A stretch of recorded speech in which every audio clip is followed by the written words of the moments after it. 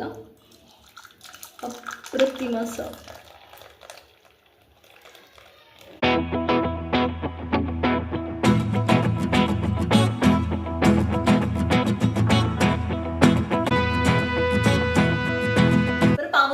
आपण 5 मिनिटात असा चहा बनवणार आहोत की प्रत्येक जण म्हणेल आणखी एक कप मिळेल का. तर चला सुरू करूया. आज आपण नाही का वेलची आणि अद्रकचा चहा करतोय, अगदी साधा सोपा, कोणतेही मसाला न करण्याची झंझट करून.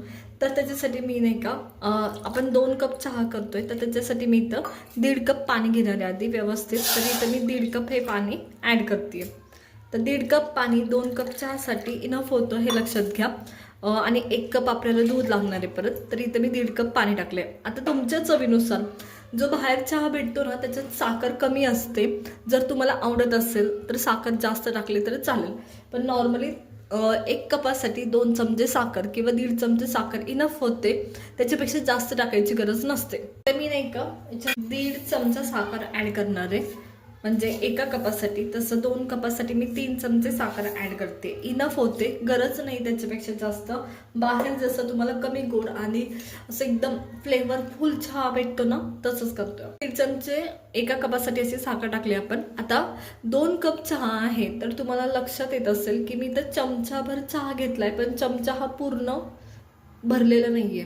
तसा आपल्याला चहा टाकायचा आहे, म्हणजे अर्धा चमच्याला थोडंसं जास्त असं चहा तुम्ही याच्यात ॲड करायचं आहे. 2 कपासाठी इनफ होतो, छान फ्लेवर येतो. त्याच्यानंतर वेलची आणि अद्रकचा चहा करतोय, त्याच्यामुळं 2 कपासाठी 1 वेलची इनफ होते. आता मी वेलची ना जस्ट टचकली आहे आणि पूर्ण त्याच्या पाकळ्या साईडला थोडंसं काढलंय, पूर्ण खोलली सुद्धा नाहीये. असं मी ही चहामध्ये टाकते.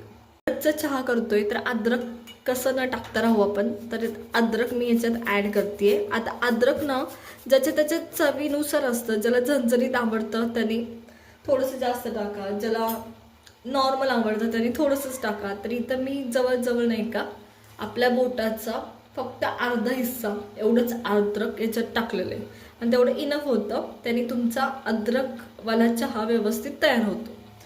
त्यांनी तिखट पण होत नाही आणि तुम्हाला असं पण वाटणार नाही की मी अद्रकचा चहा पिलाच नाही, असं पण वाटणार नाही. तर चला आता चहा करायला सुरुवात झाली आहे, चहा उकळायला सुरुवात झाली आहे. सगळ्यात महत्त्वाचं, जेव्हा तुम्ही चहा करताना तर बिलकुल मोठा गॅस करून त्याला उकळी आणायची नाही. आता मी जसं साहित्य टाकत होते ना तसं कंटिन्युअसली माझा गॅस चालू होता, अगदी पाणी टाकायचं सुरुवातीपासून.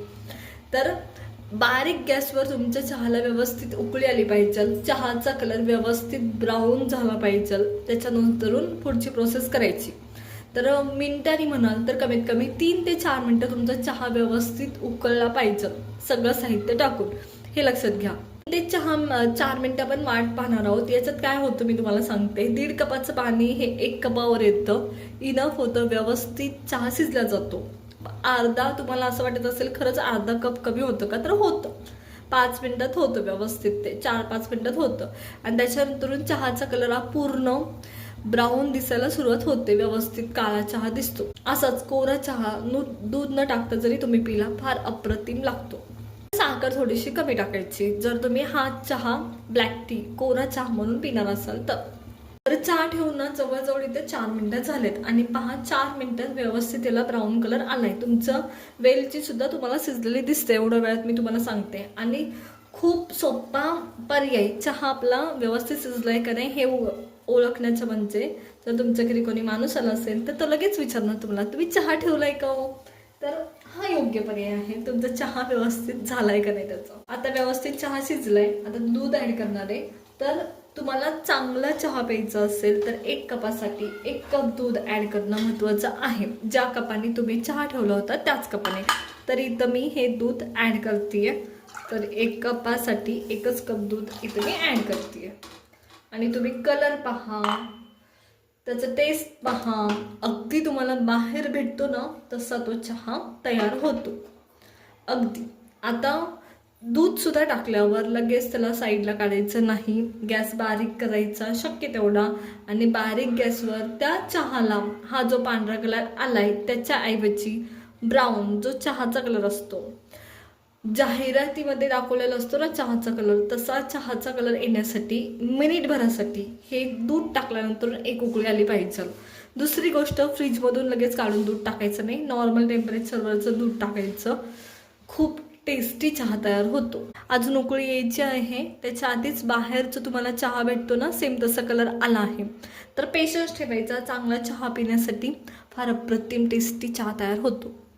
चहाला व्यवस्थित उकळी आली आहे आणि चहाचा पूर्ण असं घमघमाट सुटला आहे. अप्रतिम असा आपला हा चहा तयार आहे आणि आता आपण साईडला काढून घेतोय. आता मी हा इथं चहा काढून घेते आणि तुम्ही पहा, गरमागरम चहा आपला अप्रतिम असा. तर पहा, कलर पहा, सुरेख तयार आहे. एकदम गरमागरम असा हा आपला चहा. तर पहा किती सुरेख झालाय. अगदी बाहेर जसं कलर येतो तसा आलाय.